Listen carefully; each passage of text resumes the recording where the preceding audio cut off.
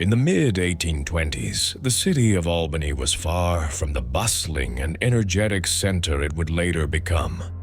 Morning fog often drifted down from the Hudson River, covering the lower streets in a pale, milky haze. Shop owners unlocked their doors. Bakers carried out fresh loaves. Chimneys released thin streams of smoke into the chilly air. It was a quiet awakening, a cautious one, almost as if the city feared disturbing something hidden within its own silence. Among the boarding houses and inns of that era stood a building that locals spoke of with respect and a hint of caution. The Albany Hotel, located on State Street not far from the state capitol. It was known for its spacious parlor, heavy oak staircases, and strict, disciplined staff. It hosted officials, landowners, traveling merchants, and occasionally people no one wanted to ask too many questions about. By 1825, murmurs had already begun circulating about strange occurrences inside its walls. Staff claimed to see cold drafts of air in empty corridors, footsteps when no guest was nearby, doors creaking without anyone touching them. But all of this was attributed to the age of the building, the weather, or nerves frayed by long shifts. Then one spring night, an event occurred that people in Albany never discussed openly. They knew there were stories best left between the lines of police records. One such story was the death of Mr. Edward Millstone. Part 2. The arrival of Mr. Millstone. Edward Millstone arrived in Albany on May 4th, 1825. He was a man of middle years, neatly dressed with graying temples and the alert gaze of someone accustomed to long travel.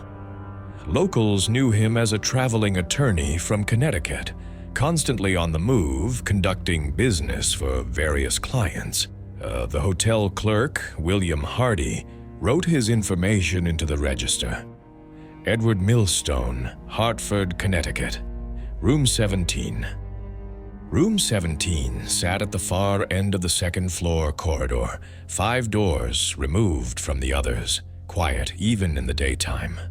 That evening, Millstone came down to the parlor, ordered a modest meal, and asked the administrator, "Is the hotel always this quiet?" Hardy lifted an eyebrow. "The building is large," he answered. "Sounds tend to disappear. If something troubles you, let us know." Millstone nodded, though witnesses later said he seemed slightly unsettled, almost as if he sensed something unsaid in the clerk's reply. Part 3. The night staff still avoid talking about. According to every account gathered later, it began around 12:30. A young maid named Sarah Finch, cleaning dishes left by late guests, heard a heavy thud, a sound like something large falling flat against the wooden floor of the second story. It didn't sound like a vase or an overturned chair. It sounded more like a person collapsing. Sarah froze, looking up toward the staircase. Silence followed. Within seconds, the night porter, Joseph Cronlin, approached her. He had heard it too. He climbed the stairs, candle in hand. At the far end of the corridor, he saw a faint strip of candlelight leaking from beneath the door of room 17. Cronlin knocked. "Mr. Millstone? Sir, are you all right?" No answer. He knocked again, louder. Then he grasped the doorknob. It was ice cold, as though untouched for hours. Cronlin's instincts told him something was wrong. He pushed the door open. Part 4.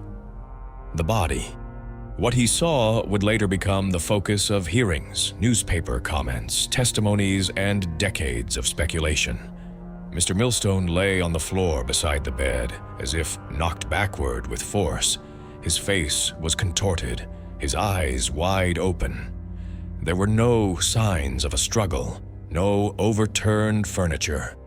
But on his throat were 2 long abrasions, as though caused by claws or elongated fingernails. The room was unnaturally neat. No broken items, no signs of entry. The window was shut, the shutters latched.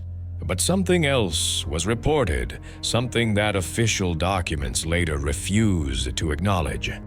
Cronlund swore he saw a figure in the corner of the room, tall, motionless, and slowly dissolving into the shadows, like vapor swallowing itself. He insisted later that it was impossible for the figure to be human, too thin, too tall, too still. Official reports would dismiss his statement as an emotional hallucination caused by shock. But Cronlund repeated the same story until the end of his life. Part 5. The investigation begins. Sheriff Harlan Pierce, a strict, reasoning man, took charge of the investigation. His first orders were to lock the room, keep staff from speaking to reporters, and interview every person who'd been in the building. Pierce's initial observations. 1. The throat wounds didn't match a knife or rope. 2. Very little blood was present, which was strange given the injuries. 3. Dust marks near the window suggested someone had stood or pressed a hand there. 4. The lock wasn't tampered with. No signs of forced entry. 5. A faint, damp, moldy odor lingered in the room, more like that of an abandoned cellar than a well-kept hotel. Pierce dismissed every supernatural theory. To him, the killer was flesh and blood. But every path he followed ended abruptly. Part 6. Witness testimonies.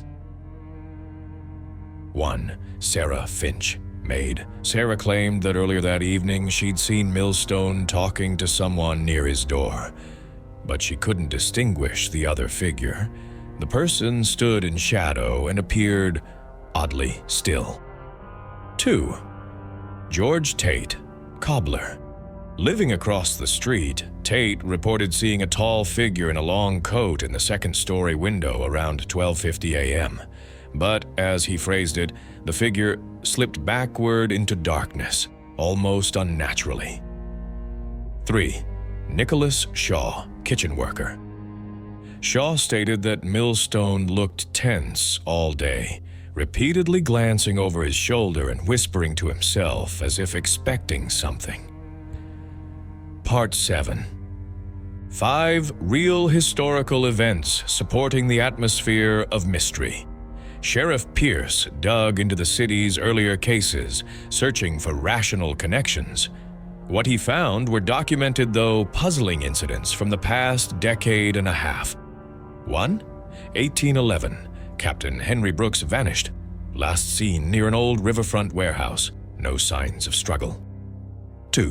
1818. The Lambourne house fire. No source of ignition found. Firefighters noted the same damp, moldy smell later reported in Millstone's room. 3.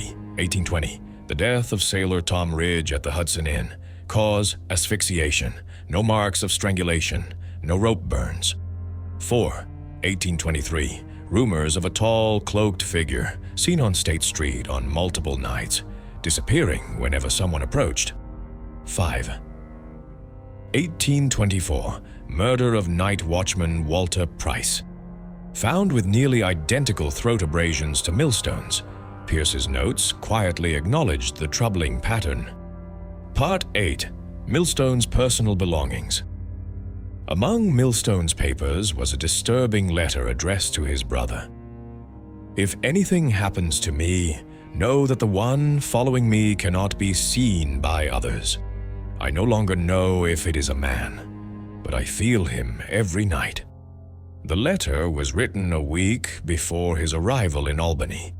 His brother later confirmed Millstone had spoken of a stalker, but refused to elaborate. Another item found was a small metal pendant engraved with unfamiliar symbols, a mixture of trade markings and designs vaguely resembling Masonic runes. No one could identify its origin. Part 9. Sheriff Pierce's final conclusion. Pierce eventually submitted a 48-page report. but the final official statement was shockingly brief. Cause of death undetermined. The killer is either unknown or absent. A strange phrasing even for the 1820s. Part 10. The fate of the Albany hotel room. 17 was shut down immediately, temporarily at first, then permanently.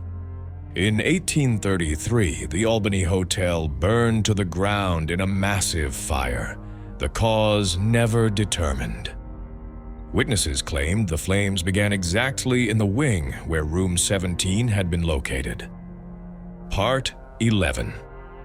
A legend Albany still avoids discussing. Decades later, old residents told stories of a tall, dark figure appearing in the hotel windows shortly before the fire. The state's archives still store Millstone's case. It remains one of the most baffling crimes in early New York State history. Officially, his death is still unsolved. Unofficially, locals prefer not to walk near the place where the building once stood.